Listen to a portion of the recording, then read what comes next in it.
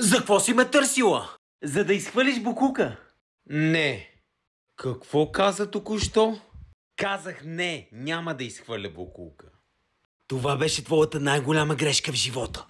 Катина, не си ли научи урока? Ако казваш на майка ти не и отговаряш, тя ще отиде и ще вземе пръчката, както в момента се случва в тази ситуация. Всички знаем, че тя ще вземе пръчката, ще отиде и ще те смаже от боя, задето си отказал да изхвърлиш букука. Послушай ме, животът ти ще бъде по-прекрасен, ако просто казваш да. Добре. Добре. Мамо, не ме би, ще изхвърля букука, обещавам ти. Ето виж, от тук нататък ще отговарям само и единствено с да, мамо. И ще видиш, живота ще бъде просто прекрасен за всички. Така ли, значи ще пишеш цяла година домашните и ще учиш без да излизаш навънка и без приятели? Нали? Да!